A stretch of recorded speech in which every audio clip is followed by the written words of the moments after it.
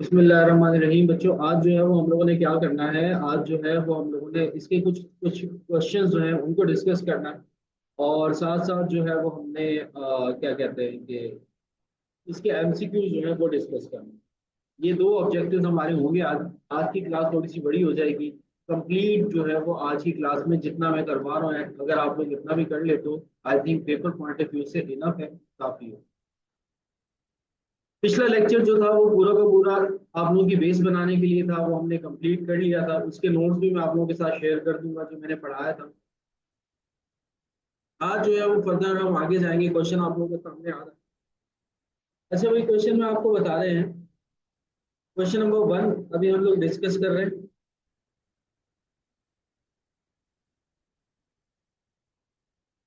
ये कैफ की बुक से लिया गया है क्वेश्चन। तकरीबन सारे ही क्वेश्चन ऑलमोस्ट ज्यादातर जो है वो कैफ की बुक के ही हैं। अब यहाँ पे बता रहे हैं कि जुपिटर लिमिटेड यानी कि JL entered into a 2 years contract. अब ये जो जुपिटर है ये 2 साल के कॉन्ट्रैक्ट के अंदर आई है कंपनी 1 जनवरी 2017। मतलब कि कॉन्ट्रैक्ट जो है वो स्टार्ट कब हो रहा है, वो 1 जनवरी 2017 में हो रहा है। With a customer for the maintenance of computer network. ठीक है, अब एक कस्टमर है, उसकी आपने क्या करनी है, कंप्यूटर नेटवर्क की मेंटेनेंस करनी है। यानी कि मेंटेनेंस से रिलेटेड जो है ये कॉन्ट्रैक्ट है। JL has offered the following payments option. अब जो है वो जेएल जो है वो उसको दो ऑप्शन जो है वो कंपनी को ऑफर कर रहा है। पहला ऑप्शन ये है कि इमीडिएट पेमेंट कर दो 2 लाख रुपए, और ऑप्शन टू है कि पेमेंट कर दो 1,10,000 at the end of each year. हर साल के आखिर में आप 1,10,000 रुपए क्या कर दो, पेमेंट करो। ये दो ऑप्शन जो है वो जेएल जो है वो कंपनी को ऑफर कर रहा है। फिर कह रहा है कि the applicable discount rate is 6.596%। जो एप्लीकेबल डिस्काउंट रेट है वो है 6.596%। अब ये क्या चीज है, देखो ये आपका क्या है, डिस्काउंट रेट है, इंटरेस्ट रेट है।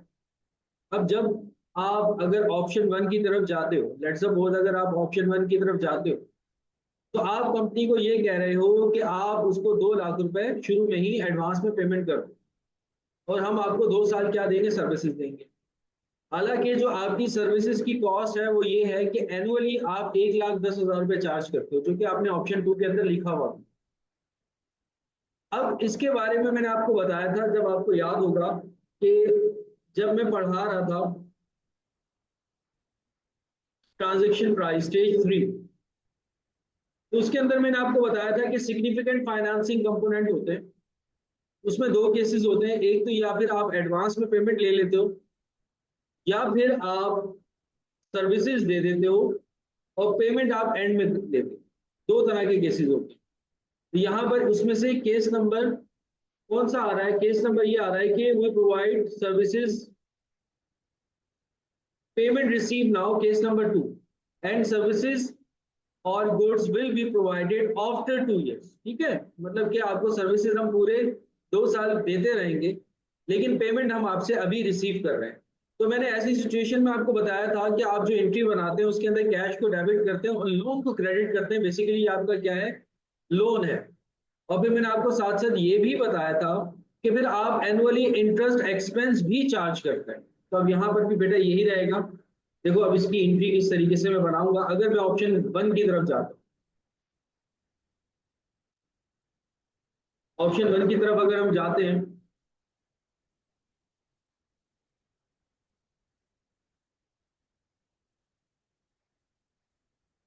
ऑप्शन वन में हमारे पास सबसे पहले जनवरी की फर्स्ट को 2017 में क्या आ रहा है, कैश आ रहा है, तो हम कैश डेबिट करेंगे। और कॉन्ट्रैक्ट लायबिलिटी जो है वो हम क्या कर देंगे, क्रेडिट कर देंगे। ये यानी कि हम एक लायबिलिटी जो है वो क्रिएट करेंगे, जैसे कि मैंने आपको बताया था कि लोन क्रिएट करो। कितना आप कैश ले रहे हो, 2 लाख ले रहे हो। फिर दिसंबर 31 को आप दो एंट्रीज बनाओगे। दिसंबर 31 2017 में पहली एंट्री बनेगी, इस लायबिलिटी के ऊपर आप अपना इंटरेस्ट एक्सपेंस चार्ज करोगे, यानी कि एंट्री बनेगी इंटरेस्ट एक्सपेंस डेबिट, और अगेन कॉन्ट्रैक्ट लायबिलिटी क्या हो जाएगी, क्रेडिट हो जाएगी।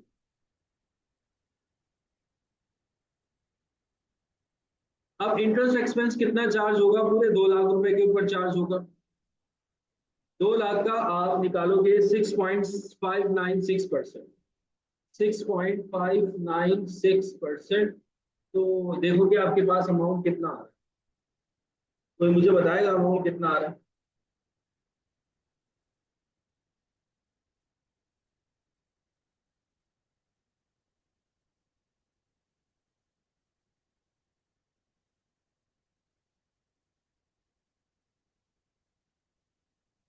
मेरे ख्याल में जो अमाउंट आ जाएगा वो आ जाएगा 13193।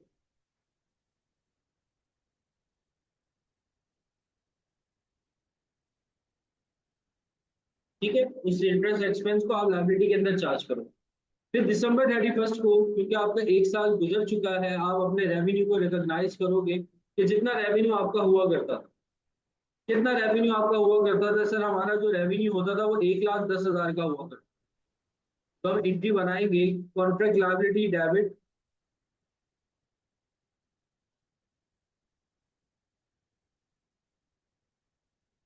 और हम अपने रेवेन्यू को यहाँ पर रिकॉग्नाइज कर लेंगे, यानी कि रेवेन्यू को क्या कर देंगे, क्रेडिट, क्योंकि 1 साल हम सर्विस दे चुके हैं और रेवेन्यू हमारा है 1,10,000।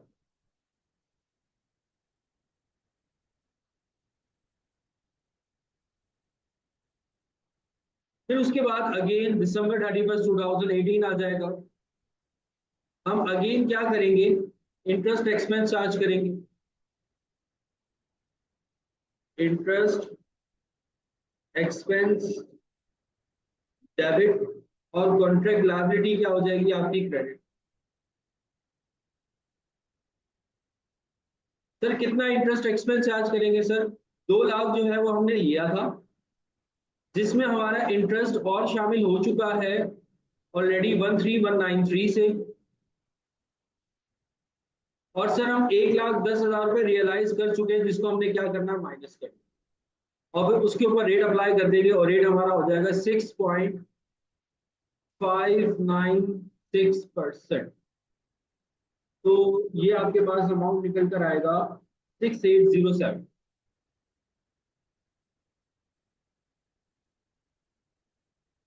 और फिर एंड में हम अपने रेवेन्यू को रिकॉग्नाइज करेंगे,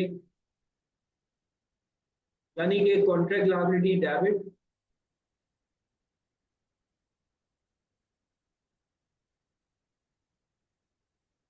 और रेवेन्यू को हम क्या कर देंगे, क्रेडिट। एनुअली कितना रेवेन्यू रियलाइज हो रहा था, 1,10,000। तो ये हमारे पास ऑप्शन 1 का क्या होगा, आंसर होगा। सबको बात क्लियर हो गई, ऑप्शन 1 कि अगर आप पेमेंट एडवांस में ले लेते हो,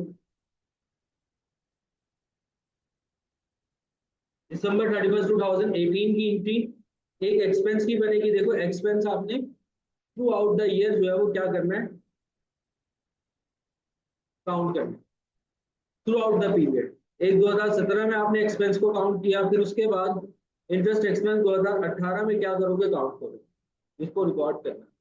अब वो कैसे कि देखो आपने जो टोटल अमाउंट दिया था, debt was 2 lakh, in which 13193 expense आप ऑलरेडी रिकॉग्नाइज कर चुके हो। मींस कि आपकी देखो हमने यहाँ पर भी कॉन्ट्रैक्ट लायबिलिटी इंक्रीज की और यहाँ पर भी अपनी कॉन्ट्रैक्ट लायबिलिटी क्या की है, इंक्रीज की। तो मैंने क्या किया, ऐड किया, और जितना मैंने रेवेन्यू रियलाइज कर लिया अपने पास्ट ईयर्स के अंदर, उसको मैं क्या कर दूंगा, माइनस कर दूंगा। देखो मैं कॉन्ट्रैक्ट लायबिलिटी यहाँ पर क्या कर रहा हूँ, डेबिट कर रहा हूँ, तो मैंने माइनस किया, और जो मेरा डिस्काउंट रेट था वो मैंने क्या कर दिया, अप्लाई कर। तो अगर आप इसका सबका टोटल भी कर देते हो, तो आप देखना आपके पास 2,20,000 का अमाउंट आएगा। जो आपकी कॉन्ट्रैक्ट लायबिलिटी है टोटल 2 लाख, ये और ये तीनों को ऐड करेंगे 2,20,000 होगा। और जो लायबिलिटी आपने डेबिट की है उसका भी अमाउंट सेम होगा, 1,10,000 से ये डेबिट की है, और 1,10,000 से आपने ये वाली लायबिलिटी क्या की है, डेबिट। ऑप्शन वन आपको समझ में आ गया बच्चों?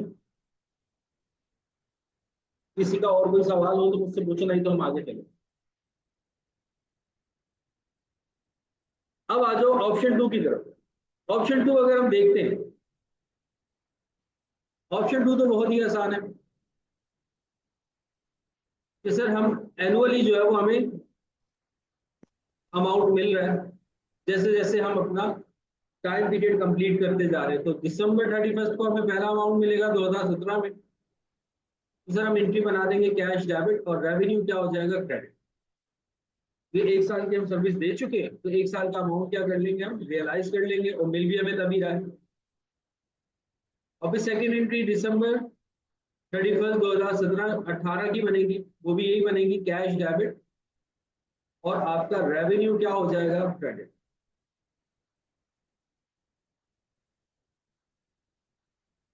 ठीक है, तो ये हमारे पास क्या था, ऑप्शन टू था।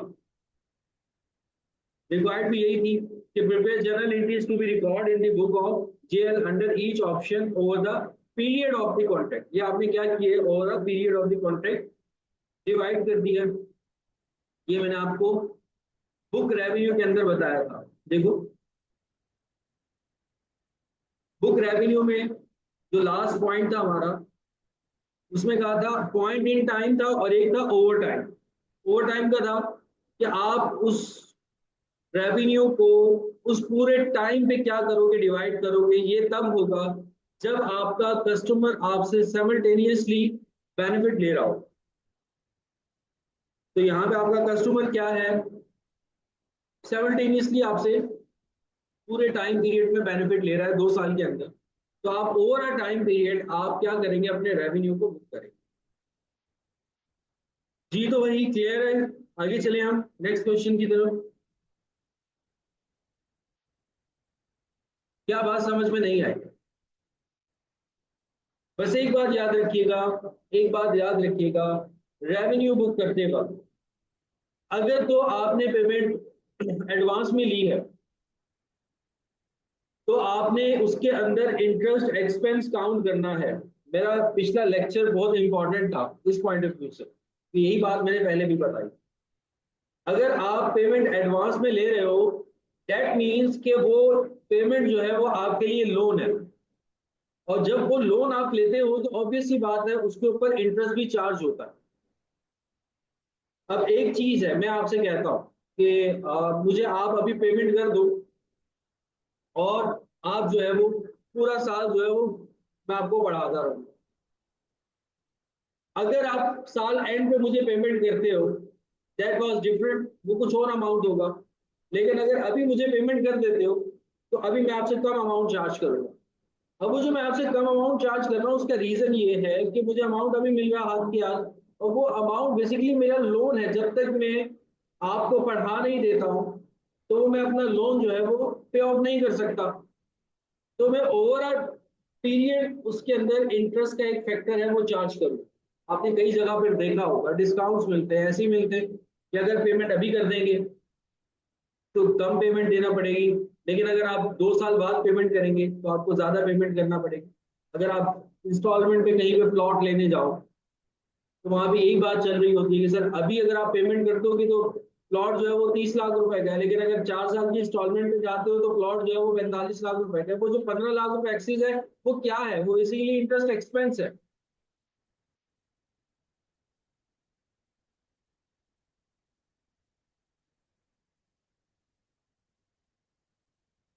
हाँ, देखो ऑप्शन वन जो है, नहीं देखो सुनो, ऑप्शन वन जो है वो ये है कि इमीडिएट पेमेंट आपको मिल रही है।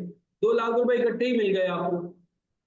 अब वो 2 लाख रुपए इकट्ठे मिल गए, आपने सर्विसेज तो पूरे 2 साल में देनी है। तो वो बेसिकली 2 लाख आपके लिए क्या है, वो 2 लाख रुपए आपके लिए लोन है, आपका रेवेन्यू नहीं है। आप उसको रेवेन्यू रिकॉग्नाइज कब करोगे, अब क्योंकि कस्टमर आपसे साइमल्टेनियसली क्या कर रहा है, बेनिफिट ले रहा है, तो आप उसको ओवर अ टाइम पीरियड उस रेवेन्यू को क्या करोगे, डिवाइड करोगे। यानी कि 2 साल के अंदर आप डिवाइड करोगे इस रेवेन्यू को। लेकिन रेवेन्यू आपका 2 लाख नहीं है, that is 2 lakh is present value. ये आपकी क्या है, प्रेजेंट वैल्यू। क्योंकि आप जो पेमेंट लेते हो ऑप्शन 2 के हिसाब से 1,10,000 रुपए लेते हो आप एक साल का। पहले साल भी 1,10,000 लेते हो, दूसरे साल भी आप क्या लोगे, 1,10,000 लोगे ईयर एंड पे। लेकिन अगर वो आपको पेमेंट शुरू में ही कर देता है तो वो कितनी कर रहा है, आपको 2 लाख कर रहा है, 20,000 कम कर रहा है। वो 20,000 किस में कन्वर्ट होगा, आपके एक्सपेंस के अंदर कन्वर्ट होगा, और फिर आप उसको आहिस्ता आहिस्ता अपनी लायबिलिटी को अपने रेवेन्यू के अंदर क्या करते जाओगे, कन्वर्ट करते जाओगे, जैसे ऑप्शन 1 के अंदर में। ठीक है, तो हमेशा इसी तरीके से यहाँ पे भी मैंने आपको बताया था, याद होगा आपको ये केस 2 कि पेमेंट अगर आपको एडवांस में मिल जाती है 2 साल में, यहाँ पे एग्जाम्पल भी 2 साल की दी थी, तो देखो मैंने क्या किया, कैश डेबिट किया, लोन को क्रेडिट किया, और फिर मैंने इंटरेस्ट एक्सपेंस डेबिट किया, लोन को क्या किया, क्रेडिट किया, एक्सपेंस दिखाया, और दूसरे साल में इंटरेस्ट। अब वहां पर ये हो रहा था कि हमने पेमेंट को ओवर अ टाइम डिवाइड नहीं किया था, बस ये एग्जाम्पल में डिफरेंस था। यहाँ पर हम क्या कर रहे हैं, पेमेंट को ओवर अ टाइम पीरियड क्या कर रहे हैं, डिवाइड कर रहे हैं।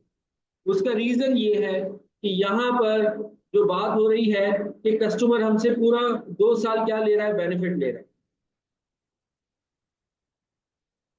और वहां पे ये हो रहा था कि कस्टमर को जो बेनिफिट मिलना था वो 2 साल बाद जाकर मिल रहा।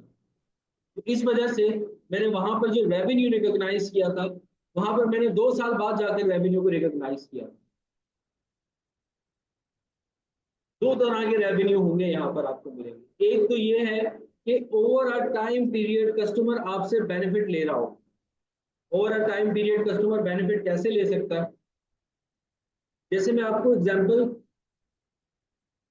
आईसीएमए की ही दे दूं। आईसीएमए आपसे चार्ज करता है लेट्स सपोज 24,000 25,000 पर पेपर कोचिंग के। डीएलपी में पढ़ो या आप फिजिकल लो, वो आपसे इतने चार्ज कर रहा है, 25,000 चार्ज कर, और वो 25,000 जो है वो आपसे 6 मंथ्स के चार्ज करता है, और 6 महीने या 4 महीने क्लासेस होगी।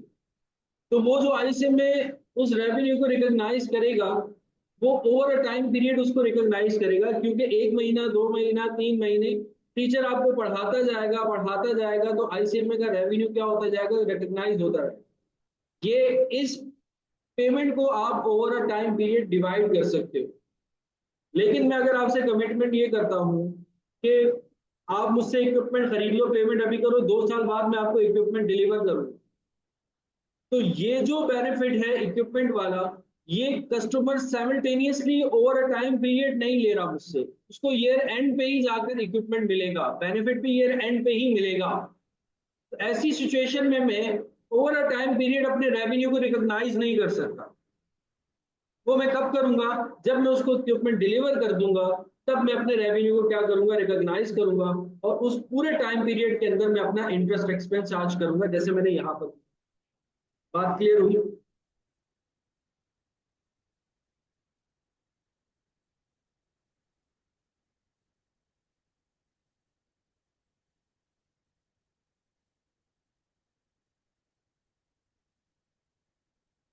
रेवेन्यू तो 1,10,000 आपका फिक्स है, क्योंकि आप जब पेमेंट लेते हो साल के एंड में तो कितना लेते हो, ऑप्शन 2 में उसने बता दिया आपको 1,10,000। और अगर आप डिस्काउंट फैक्टर भी लगाते हो तो टोटल आपका जो ईयर एंड पे रेवेन्यू बन रहा है वो कितना बन रहा है, 2,20,000 का बन रहा है। तो ये चीज भी इंडिकेट कर रही है कि 1,10,000 का आपका रेवेन्यू होगा।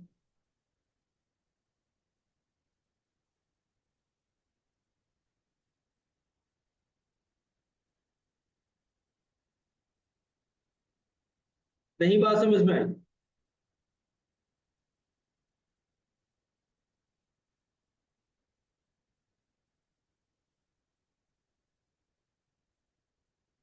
सबको क्लियर हो गया बेटा ये वाला क्वेश्चन? कुछ नहीं आया समझ में तो बता दो मुझे, मैं दोबारा से बता देगा, कोई मसला नहीं।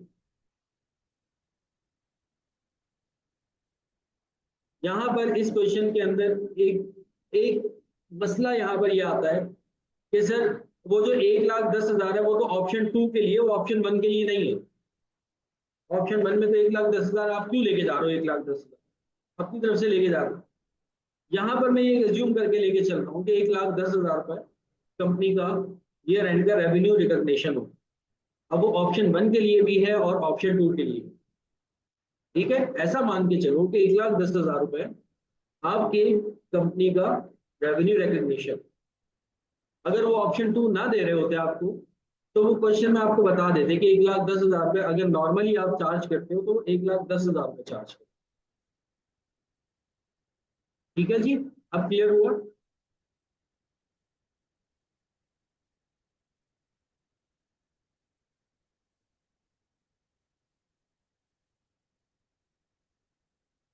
जी बिल्कुल, रेवेन्यू सेम है। ऑप्शन 2 के अंदर उसने आपको रेवेन्यू बता दिया था ना, तो उसी को मैंने ऑप्शन 1 में यूज किया है। अगर ऑप्शन 2 ना होता ना, तो वो आपको क्वेश्चन में लाजमी मेंशन करता है कि आपका ईयरली रेवेन्यू कितना है।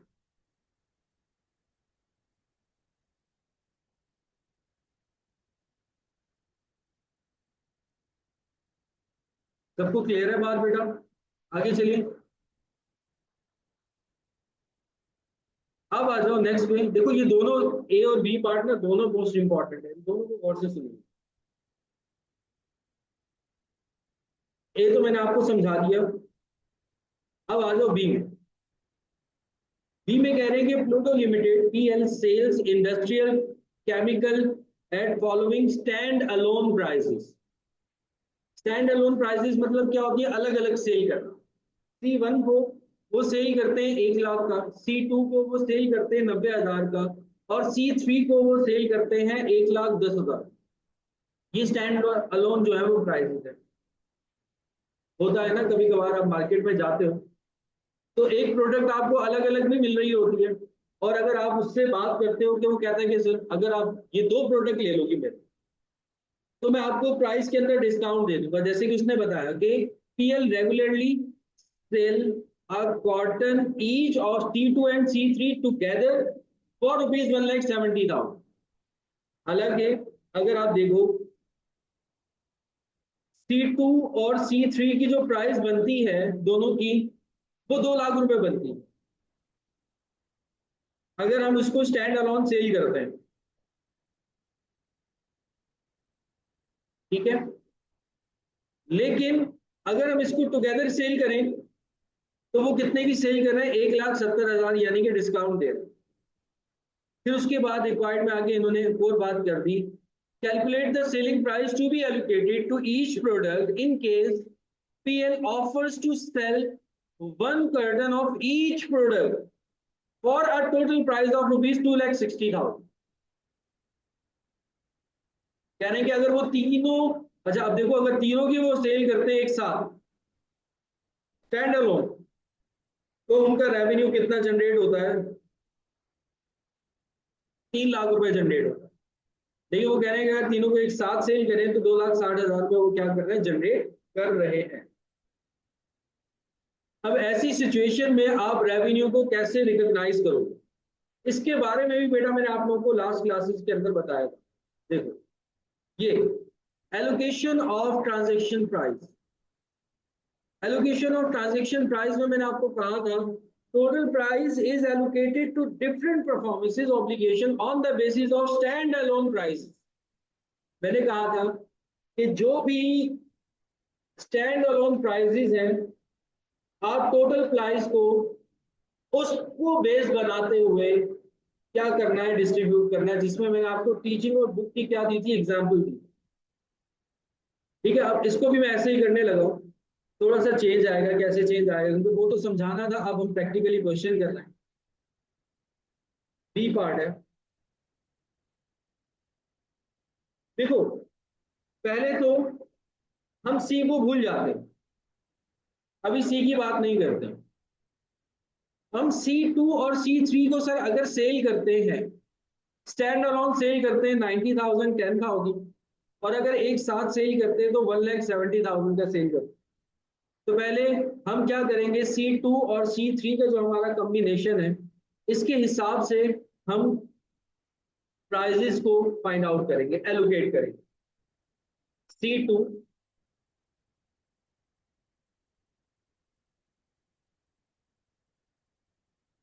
एंड C3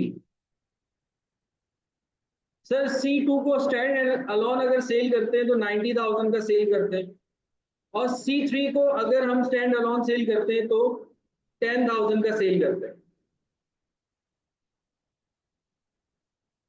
डिवाइड करवा दो, टोटल कितना बनता है सर, 1 लाख रुपए बनता है, तो टोटल से हमेशा क्या होता है, डिवाइड होता है।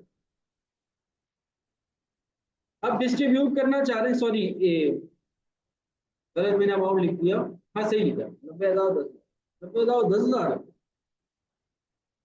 C2 और C3 90,000 और 10,000,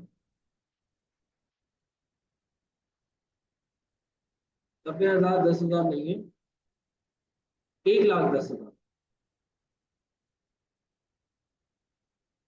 1,10,000,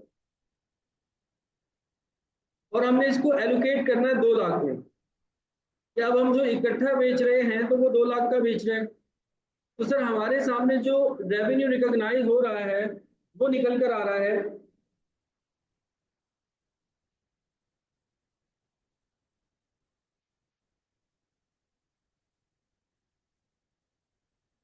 कितना निकल कर आएगा, मुझे जरा कैलकुलेट करके बताओ,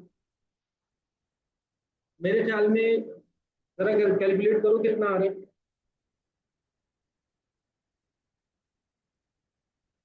76,500 और 93,500, बेटा कैलकुलेशन ना आप लोग करते रहना, क्योंकि मैं खुद भी यहाँ पे कर रहा हूँ तो एरर हो सकता है, और 2 लाख से नहीं मल्टीप्लाई करना था, सॉरी गलती कर दी मैंने, 1,70,000 से मल्टीप्लाई करना, 1,70,000, तो जिस प्राइस पे एलोकेट करना है 1,70,000 पे मुझे एलोकेट करना है।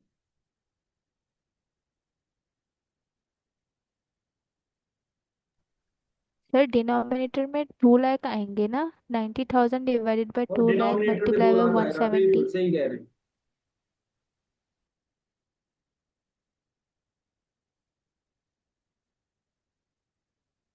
वो टोटल मैंने ना 90 और 10,000 का गलती से ना 1 लाख कर दिया था, अब डिनोमिनेटर जो है 90 और 1,10,000 यानी कि 2 लाख हो जाए, और जो मुझे एलोकेट करना है वो 1,70,000 पे करना है, ठीक है। तो अभी मैं C1 की बात नहीं कर रहा, अभी मैं C2 और C3 की बात कर रहा हूँ, कि C2 और C3 को अगर मैं स्टैंड अलोन सेल करता हूँ तो 90,000 और 1,10,000 का सेल करता हूँ, और टुगेदर करके सेल करता हूँ एक क्वार्टर के अंदर, तो 1,70,000 का करता हूँ। तो अब मैंने क्या किया कि डिस्काउंट को मैंने दोनों में डिस्ट्रीब्यूट कर दिया उनकी प्राइस के हिसाब से, उनकी स्टैंड अलोन प्राइस के हिसाब से। तो अब जो C2 और C3 की जो रियल प्राइस आ रही है after discount, that is 76,500 and 93,500। यहां तक सब बच्चों को बात क्लियर है?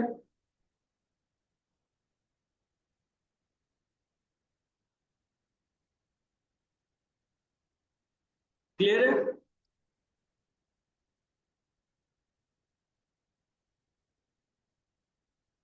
ठीक है जी, सब बच्चों को बात क्लियर होगी। अच्छा, अब अगर मैं तीनों को सेल करता हूं स्टैंड अलोन,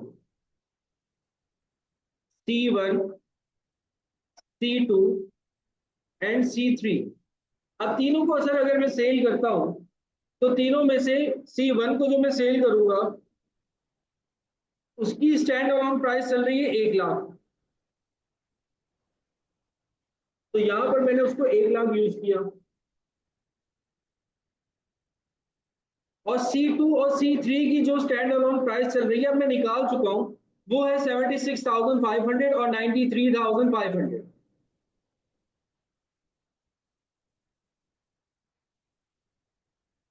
अब उस प्राइस पे नहीं जाएंगे, अब मैं डिस्काउंटेड प्राइस लूंगा, क्योंकि अब मैं लेकिन तीनों सर को मर्ज इसके करके क्या तीनों के करने लगा हूं, टोटल, सेल करने लगा। अब सर इसको इसमें डिवाइड कर तीनों देंगे के टोटल टोटल से। सेम तो नहीं होंगे ना? जी बेटा। तीनों के टोटल सेम तो नहीं होंगे ना, मतलब कि अगर मैं C2 और C3 के प्राइस के हम ये वाले लगा देंगे सेवन सिक्स फाइव आवाज डबल आपकी बेटा जीरो वाला, बहुत कम आ रही है। तो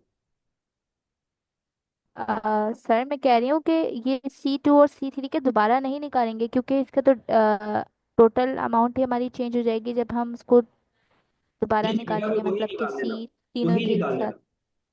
पहले मैंने C2 और C3 की अच्छा। प्राइसेस निकाल ली, वो मैंने 170 पे निकाली कि अगर उन दो को एक साथ सेल करता हूँ डिस्काउंट के साथ, तो 76,500, 93,500। अब C2 C3 की रियल प्राइस मेरे सामने आ चुकी है, 76,500 और 93,500। अब तीनों को अगर मैं सेल करता हूँ, तो वो तीनों को मैं सेल कर रहा हूँ कितने का, 2,60,000 का। ठीक है जी। और इन तीनों की प्राइसेस टोटल कितनी बन रही है, जैसे यहाँ पर बेटा 90,000 और 1,10,000 टोटल कितना बना था, 2 लाख बना था, डिवाइड किया था 2 लाख। तो अब यहाँ पर तीनों को प्लस करोगे, 1,00,000, 76,500 और 93,500, इन तीनों को अगर आप टोटल करते हो तो ये आपका बन जाएगा मेरे ख्याल में 2,70,000।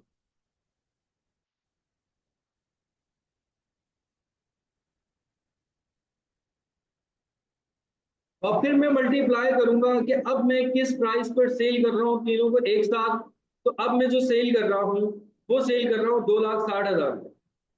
तो मल्टीप्लाई बाय 2,60,000, मल्टीप्लाई बाय 2,60,000 और मल्टीप्लाई बाय 2,60,000। तो अब तीनों की प्राइसेस सेपरेटली मेरे पास जो आएंगी वो आ जाएंगी।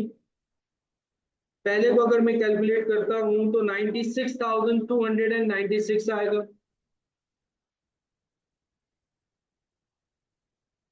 दूसरे को कैलकुलेट करता हूं तो 73,667 आ जाएगा। और तीसरे को अगर मैं कैलकुलेट करता हूं तो उसकी प्राइस आ जाएगी 90,037। तो अब जब मैं रेवेन्यू को रिकॉग्नाइज करूंगा तो मैं इस अमाउंट से रिकॉग्नाइज करूंगा। तो पेपर में अगर इस तरह से आ जाए, लेट्स सपोज अगर एक ही कॉम्बिनेशन होता, वो आपको बताता कि भाई आप जो है C2 और C3 को एक साथ नहीं सेल करते, बीच में उसने बता दिया ना कि C2 और C3 को भी आप सेल करते हो एक साथ, इस वजह से मुझे उसका डिस्काउंट निकालना पड़ा, उसकी डिस्काउंटेड प्राइस निकालनी पड़ी। और फिर मैं उसको स्टैंड अलोन प्राइसेस लेकर गया और फिर मैंने उसके हिसाब से क्या किया, डिस्ट्रीब्यूट। लेकिन अगर वो आपको पेपर में ये कहता कि C1 C2 C3 रिस्पेक्टिवली जिस अमाउंट आप सेल कर रहे हो वही अमाउंट है, और फिर अगर एक साथ सेल कर रहे हो तो 2,60,000 का सेल कर रहे हो, तो फिर सिनेरियो ये नहीं होगा। फिर सिनेरियो जो इनकी प्राइसेस है 1,90,000 और 1,10,000 डिवाइडेड बाय 3 लाख होता, और फिर मल्टीप्लाई बाय 2,60,000 कर देता सब। लेकिन अब उसने बीच में एक अलग से भी बता दिया कि आप C2 और C3 को भी एक साथ सेल कर सकते हो। तो मैंने पहले ही C2 और C3 का डिस्काउंट रेट निकाल लिया, वो निकला मेरे पास 76,500, 93,500। अब इनकी प्राइसेस ये है क्योंकि यहाँ पर मैं ऑलरेडी डिस्काउंट दे रहा हूँ C2 और C3, उस प्राइस को मैंने लिखा। और C1 तो मैं इकट्ठा सेल नहीं कर रहा था, तो C1 की जो 1,00,000 की जो स्टैंड अलोन प्राइस थी उसको लिखा, और फिर मैंने डिवाइड करवा दिया इनके टोटल से और मल्टीप्लाई बाय टोटल अमाउंट, जिस अमाउंट से मैं क्या कर रहा था, सेल कर रहा था। अब जो मैं रेवेन्यू रिकॉग्नाइज करूंगा मैं किस अमाउंट से रिकॉग्नाइज करूंगा।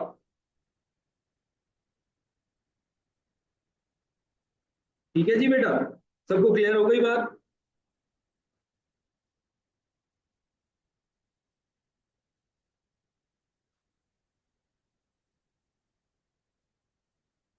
तो अगर पेपर में इस तरह से आ जाए, अगर तो एक ही प्राइस हो जिसपे सेल कर रहे हो तो वो तो बहुत आसान है कि तीनों की प्राइस में ऐड करके डिवाइड करवा के मल्टीप्लाई कर देना। लेकिन अगर एक अलग से भी कॉम्बिनेशन दिया हुआ हो तो पहले उस कॉम्बिनेशन से प्राइस को निकालना और फिर उसके बाद थर्ड में क्या करना, डिस्ट्रीब्यूट। अब इसके पार्ट सी पे आ जाओ, पार्ट सी है, पार्ट ए है क्वेश्चन नंबर 2 का। List the steps involved in recognition of revenue under IFRS 15। Most important theoretical question है बेटा, इसके ऊपर फोकस करना है आप लोगों ने। ये जो है कह रहा है कि वो स्टेप बताओ कौन कौन से हैं जिसमें आप रेवेन्यू को रिकॉग्नाइज करते हो, जो मैंने 5 स्टेप्स आप लोगों को कल डिटेल में समझाए 1 से 1.5 घंटे के अंदर। वो यही थे, सबसे पहले क्या करो, आइडेंटिफाई करो। आइडेंटिफाई किसको करो, कॉन्ट्रैक्ट को। फिर उसके बाद क्या करो, आइडेंटिफाई द कॉन्ट्रैक्ट परफॉर्मेंस करो। फिर उसके बाद क्या करो, उसके बाद आइडेंटिफाई परफॉर्मेंस ऑब्लिगेशन। फिर उसके बाद determine the price transaction, then allocation the transaction price to the performance obligation, in the contract, जो अभी अभी हमने सीखा है C1 C2 और C3 के अंदर, और फिर उसके बाद recognise the revenue when the entity satisfy the performance obligation. तो ये 5 पॉइंट्स आपको उसके अंदर दिखाने। इस पांचों पॉइंट्स को बेटा एज इट इज सीरीज के साथ याद कीजिएगा, बता रहा हूं, कोई ऊपर नीचे करने की जरूरत नहीं है, जैसे बताया जा रहा है उसी तरीके से। ये नहीं कि आइडेंटिफाई द ट्रांजैक्शन प्राइस सबसे पहले नंबर पे लिख रहे हो और सबसे लास्ट नंबर पे लिख रहे हो आइडेंटिफाई द कॉन्ट्रैक्ट, एग्जामिनर एक नंबर भी नहीं देगा। अक्सर औकात हमारे साथ ये मसला होता है ना कि हम लोग पेपर पूरा करके आ रहे होते हैं, लेकिन हमारे हिसाब से वो नंबर नहीं आ रहे होते। हम कहते हैं कि आईसीएमए वाले जानबूझ के फेल करते हैं। आईसीएमए का बेटा ये रहा है हमेशा कि भाई जो थियोरेटिकल इस तरह के स्टैंडर्ड से रिलेटेड इस तरह के क्वेश्चंस होते हैं ना, वो स्टैंडर्ड आपको सीरीज के हिसाब से लिखना है, आगे पीछे नहीं करने, क्योंकि ये सीरीज ही बनी हुई है। सबसे पहले कॉन्ट्रैक्ट को आपने आइडेंटिफाई करना है, सबसे आखिर में कॉन्ट्रैक्ट को आइडेंटिफाई नहीं करना। ये नहीं कि सारा काम आप कर चुके बाद में आपको पता लग रहा है कॉन्ट्रैक्ट ही नहीं है। ठीक है, फिर उसके बाद आ जाओ बी पार्ट पे। बी पार्ट में आपको कह रहे हैं कि Atari limited is manufacture a kids garment which are supplied to large department stores. Following are some of the transactions which were carried out in August 2014.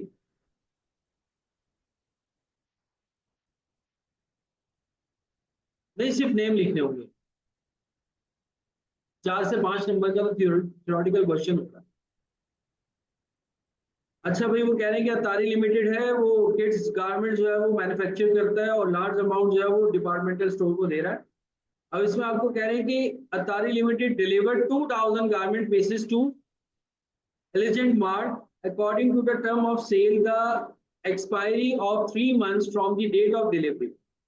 EM would have the right to return the unsold garment to AL. All garments sold during this period or retained by EM would be invoiced after 3 months of delivery and would thereafter be paid within 7 days. अच्छा,